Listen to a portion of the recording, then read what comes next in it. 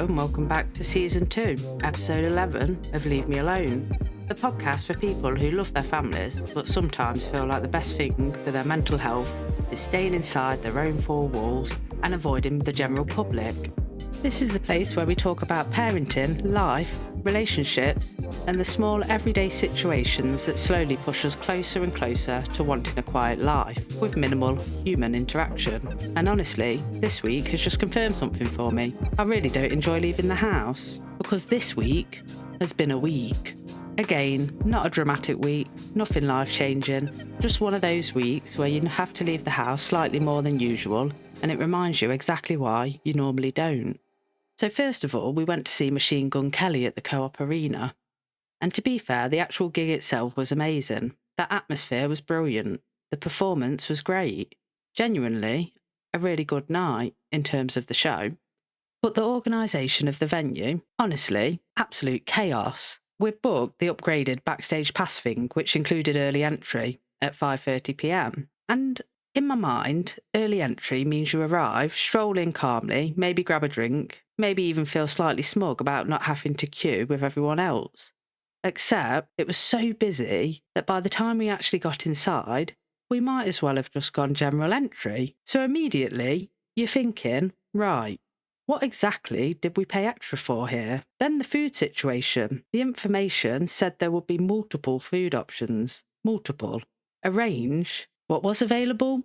Pizza. Just pizza. Now listen, I like pizza. I'm not anti-pizza. But when something promises multiple food options and the only option is pizza, I do feel a bit like when a hotel advertises a continental breakfast and it's just one slightly sad croissant and a bowl of cereal. But the real highlight of the evening, the wristband situation. My wife gets a wristband. I do not get a wristband. No explanation. No, we've run out. Nothing. So later in the evening, I go to collect my coat and they won't let me back in because I don't have a wristband. The wristband that they didn't give me. So I'm standing there trying to explain this and the staff are talking to me like I'm a toddler who's wandered off from nursery. Just full patronising energy. And I swear the thing that annoys me more than someone being rude is someone being patronising. That tone, you know the one. The tone where someone explains something to you like you've just eaten a crayon. Okay, so what happens is you need a wristband. No shit, so why didn't you give me one? The thing is, patronising people do this thing where they explain the problem to you like the problem is your lack of understanding, not the fact that the situation makes absolutely no sense. And suddenly, you're standing there thinking,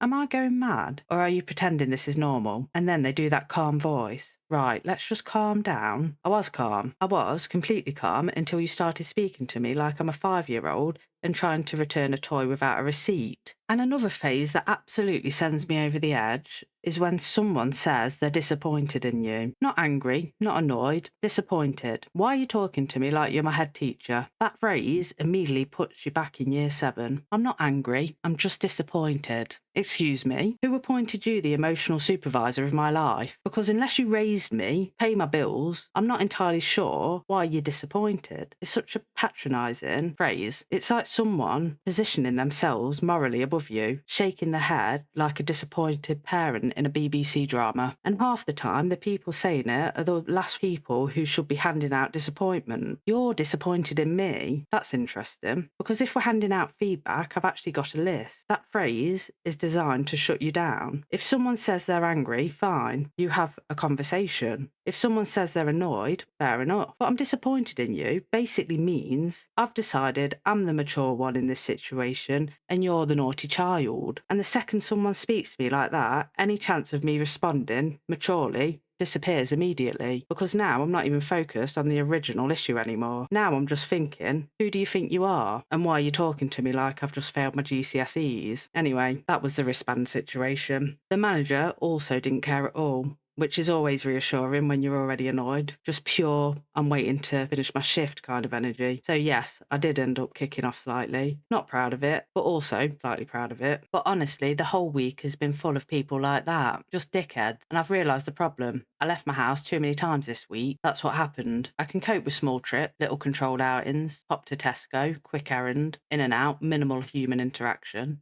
perfect. But when you have to leave the house for a full day, I'm not built for that. I need recovery time, like a battery that drains every time you interact with the general public. 2 trips out in a week, manageable. 3 trips, now we're pushing it, because by the end of the week, someone breathes too loudly, and you're thinking, right, everyone, go home. But saying all of that, it actually was really nice to get out with my wife. Because when you have kids, going out as a couple becomes this logistical military operation. Before kids, you just say, should we go out tonight? After kids, it's who's watching the child? What time do we need to get back? Are we going to regret being tired tomorrow? And lots of couples end up just not doing it. Not because they don't want to, but because life gets busy and it's easier to stay home. But research actually shows that couples who prioritise time together without the kids, even occasionally, tends to report stronger relationship and higher satisfaction. Not because the date has to be amazing. It's not about expensive dinners or fancy nights out. It's about remembering you're not just 2 people running a household, your partners. Because when you're deep in parenting mode, everything becomes logistic. Snacks, shoes, bedtime. Why is there yogurt on the ceiling? So even something simple like going to a gig together gives you the chance to reconnect as actual adults again, not just parents. So despite the chaos of the venue, and the pizza monopoly and the wristband situation, it was still really nice to get out together. So overall, verdict of the week, the gig was brilliant, the venue organisation, questionable, the public, irritating, and I've once again confirmed that my ideal lifestyle involves leaving the house approximately once a week, maximum. Any more than that, and I require a full emotional recovery period. Anyway, thank you for listening to Season 2, Episode 11 of Leave Me Alone, the podcast for people who love their lives, but sometimes just want everyone else to go away for a bit. If you've had one of those weeks where the general public has tested your patience, you're not alone. Sometimes the best thing you can do is sit inside your own house, drink a cup of tea, and recover. I'll see you next week. Until then, take care, stay home if possible, and as always, leave me alone.